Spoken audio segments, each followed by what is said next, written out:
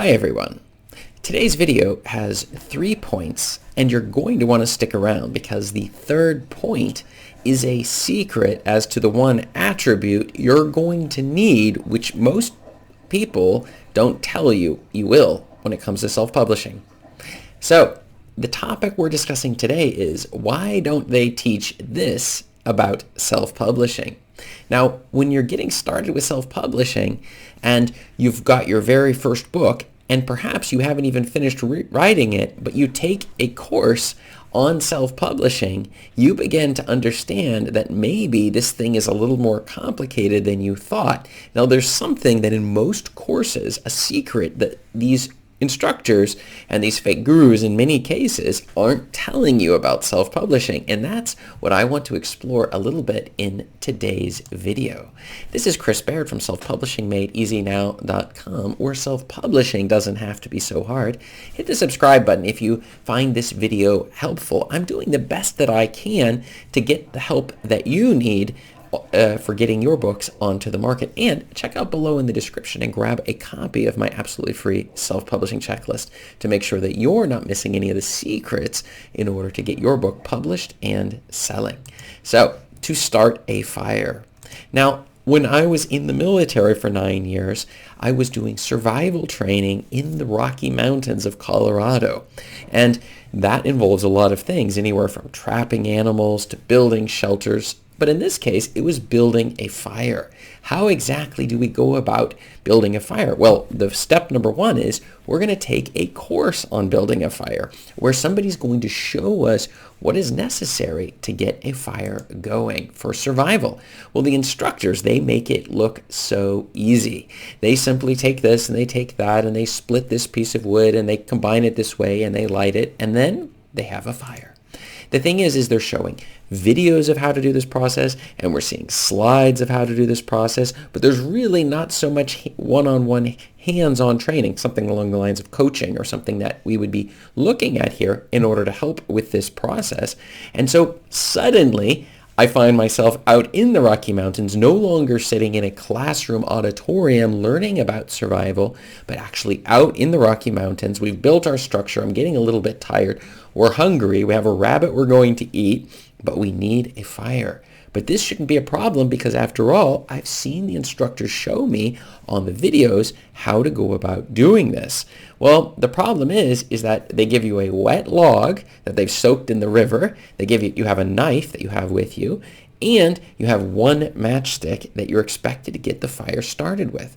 Now, this seems a bit daunting, and it absolutely is, but we'd seen on the videos how to do this, to do a split wood fire. And the thing is, it's a lot harder than it looks.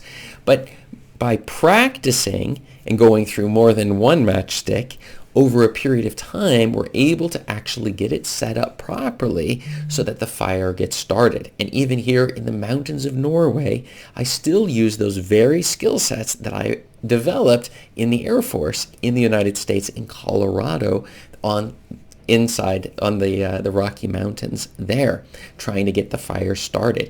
And the thing is that as I practice more and more, the skill set becomes second nature. It almost becomes so easy, which can be dangerous because when I'm teaching some of these skills that I teach here, you may get the impression that it doesn't require any effort, and that would be a huge mistake. We do it the easy way, but the easy way still involves a little bit of effort. So let me get into it. Why don't they teach this about self-publishing? And maybe you're starting to figure out what exactly we're talking about. The answer is it's only through hands-on trial and error that you will make progress. That means you're going to actually fail at some aspects of self-publishing as you're getting started. You're going to have poor editing. You're going to have a terrible cover. Your title is going to be awful. Nobody's going to be looking for it. And this is something that many writers, if you have the expectation that, look, you're going to get it right the first time, you're completely mistaken. It's going to take a lot of work, a lot of back and forth, checking with other people. Some of the coaching students I have will actually have me go through their books and their covers and things like that in order to find what they need to change in order to improve upon it. This is one of the most common questions that I have, but it's a great question because it understands and recognizes the fact that it takes time and mistakes in order to figure out what's going to work for you and for your books. Number 2, you can try to hire out the tasks, right? You can try to hire them out, but you may hit a barrier, as one of my coaching clients was experiencing when it came to formatting.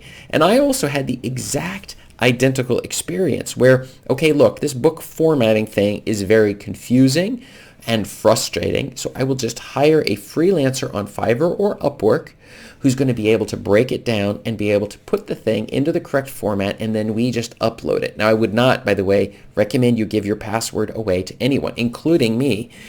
Sometimes some of my coaching clients have asked me, can't you just do the upload of the book? And I do not get into other people's accounts. That's a very dangerous strategy. I would not recommend that. But at least in terms of getting the files themselves, and then you can do the upload of the files. Now that seems all wonderful, except you suddenly discover 2 or 3 big problems with this particular thing, which was that these freelancers, sometimes the colors will be off. That was my problem. I like to look at it in dark mode, and suddenly I couldn't even read the text because they had hard-coded the text to be black or blue in this case, and I couldn't see the contrast any longer. Number 2, the table of contents didn't work. Number 3, the look through the book suddenly was off. Number 4, I changed my mind on some of the content. I want to reorganize it a little bit. I want to fix some of the spelling mistakes I found. But how am I supposed to do this? I have to pay this person to do all of those changes.